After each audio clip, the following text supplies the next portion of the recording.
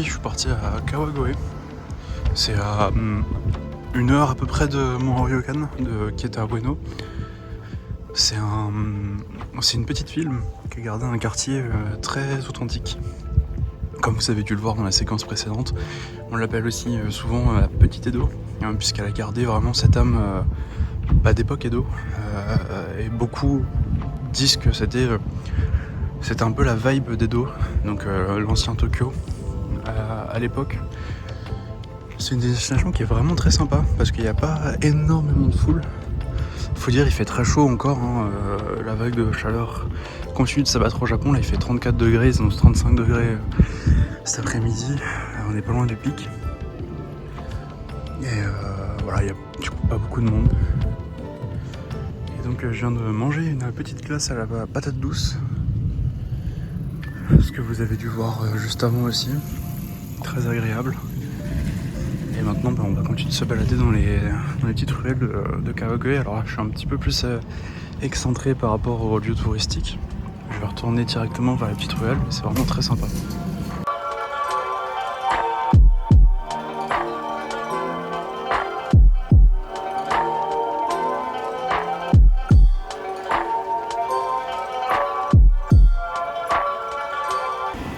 Bon, je vais pas vous le cacher, il fait vraiment beaucoup trop chaud. Je suis en train de dégouliner de partout, c'est affreux. Ça y est, on a atteint le pic, là je pense, il est 13h30, il fait 35 degrés. C'est horrible, mais franchement c'est une petite ville très agréable parce que c'est vraiment pas loin de Tokyo, c'est à 1 heure de Tokyo comme je vous ai dit, de Ueno particulièrement. C'est à 20 minutes en train de Ikebukuro, soit 25 minutes en train d'Ikebukuro. Donc très honnêtement ça se fait vraiment très bien. Il y a un Limited Express, ça coûte un peu moins de 500 yens. En 2 stations vous y êtes. Un train avec des sièges en plus. Et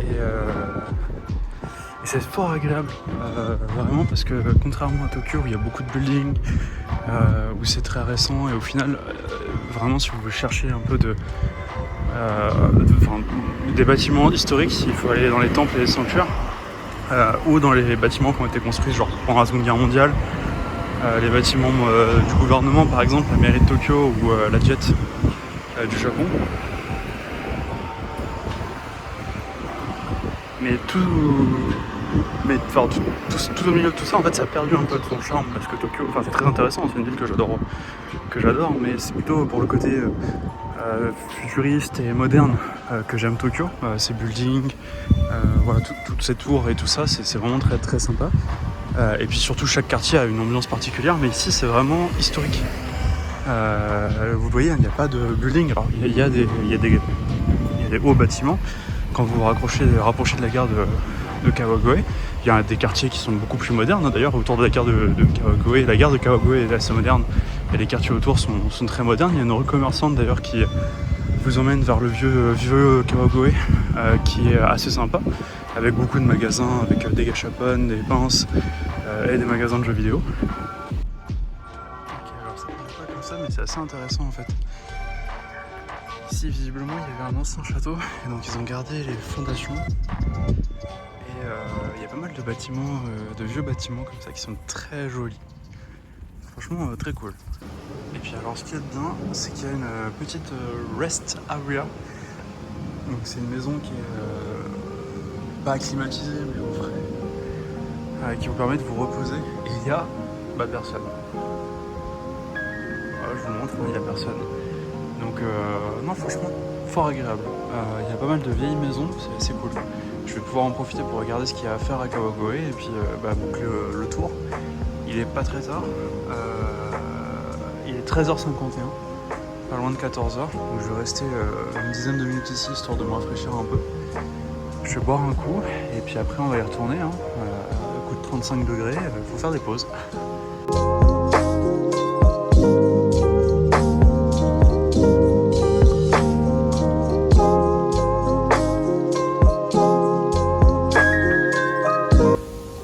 Vous pensez que je suis quelqu'un ou pas là? Normalement il est censé y avoir un sanctuaire en haut. J'ai peur d'y aller.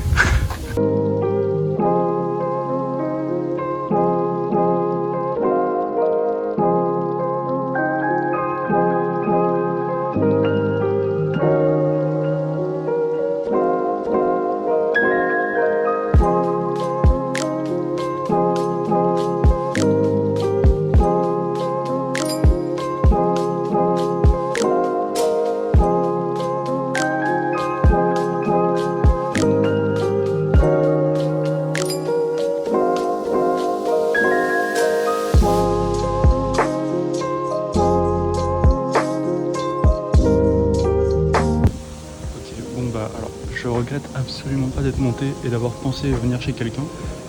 Parce que c'était bien un sanctuaire. En fait, il y a 3 sanctuaires. Celui que je vous ai montré là-bas qui est complètement incroyable. C'est un sanctuaire Inari Jinja. Vous savez, on le reconnaît assez facilement parce qu'il y a à l'entrée, il y a des gardiens qui sont des renards qui protègent le sanctuaire. Moi, je les trouve vraiment géniaux ceux-là parce que c'est généralement dans la forêt. Enfin, c'est un peu perdu. C'est vraiment très très joli. Et il y a une petite dame très très sympa qui est franchement très cool puisqu'elle a parlé très lentement avec moi et j'ai tout compris. On a un petit peu discuté. Elle est vraiment très sympa et qui fait des gauchouines à 500 yens, donc le même prix que partout, sauf que là elle dessine dessus. Et quand je vous dis elle dessine, ça fait des fleurs, elle fait des formes, elle fait plein de trucs. En fait, c'est pas juste le nom du sanctuaire, la date et les tampons du sanctuaire. C'est vraiment un dessin autour du sanctuaire. Il y en a plusieurs. Elle vous demande en fait de choisir en fonction du sanctuaire que vous voulez avoir. Et elle vous fait un dessin. Donc moi, comme je suis allé prier au temple Inari Jinja, j'ai demandé un Inari Jinja. Donc elle m'a fait un gauchouin autour de ce temple, enfin de ce sanctuaire, pardon. Et franchement, regardez, enfin je veux dire, dans une petite rue, t'as une entrée qui donne sur un espèce de parking. Et en fait, l'entrée du sanctuaire, elle se fait par ces petits escaliers là. Incroyable. Franchement, très très cool. Et puis, comme je vous dis, c'était plus qu'une soin. C'était pas seulement aller dans un sanctuaire, parce que le temps qu'elle fasse son gauchouin pendant 10 minutes à peu près, on a pu échanger un peu et elle parlait super lentement, avec des mots très simples à comprendre. Ce qui fait que j'ai pu avoir un vrai échange entièrement en japonais, sans aucun mot d'anglais, puisqu'elle n'a pas utilisé d'anglais. Avec elle est franchement très sympa. Elle est vraiment très cool. Et ça coûte 500 yens, enfin je veux dire. Là où d'habitude tu payes tes gauchouines où ils te font juste 2-3 tampons et ils t'écrivent la date et tu payes 500 yens, là vraiment t'as une expérience unique et c'est juste fou. Donc je vous conseille vraiment de venir. C'est juste trop bien. Bon, moi je vais retourner vers le quartier historique, finir mon tour et puis je pense que je vais pas tarder à rentrer sur Tokyo.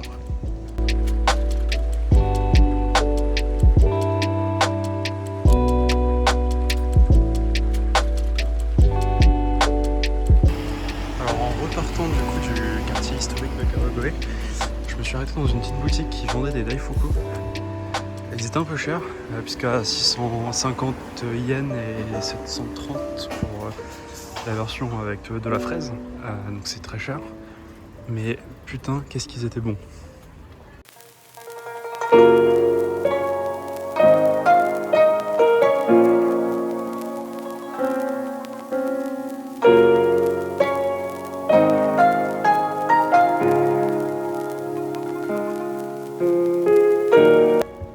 Sans transition, on se retrouve de nuit.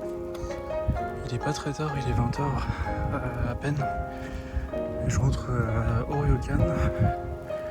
Je vais prendre une douche. Celle-ci, je l'ai pas volée. Je peux vous l'assurer. Encore une fois, aujourd'hui, il a fait très très chaud à Tokyo. Au Japon, en règle générale, mais à Tokyo particulièrement, puisque c'est là où je suis. On a eu des pics à 37 degrés. Complètement fou. Je sais même pas comment on est encore vivant. Mais vraiment, ça tabasse. Ce qu'il y a de bien, c'est que là où au début de la semaine, c'était des températures qui étaient très élevées, très humides, puisqu'il avait plu beaucoup la semaine dernière, puisque saison des pluies. Là, l'humidité est redescendue à des niveaux acceptables, donc c'est juste de la chaleur qui est juste là, quoi. Donc c'est un peu plus supportable.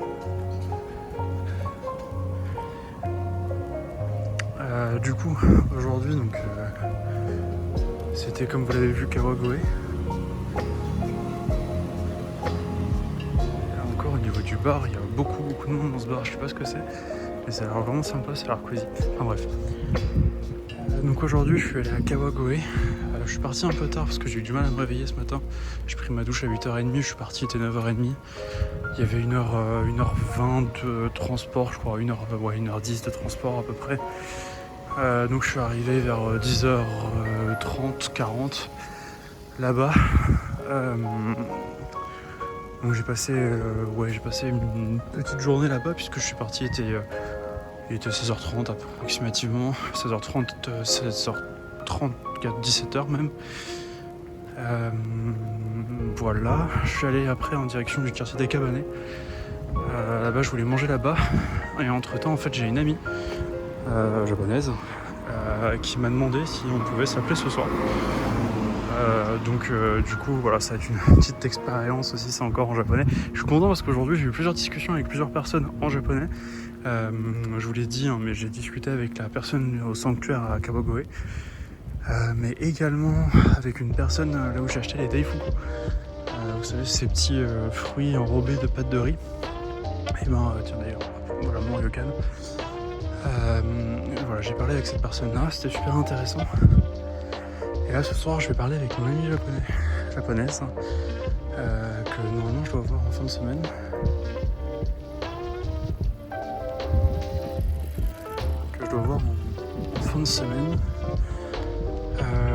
Voilà, ce soir ça va être un petit entraînement en japonais, elle veut m'aider, elle veut m'écouter et m'aider en japonais, donc c'est plutôt sympa, on va faire ça.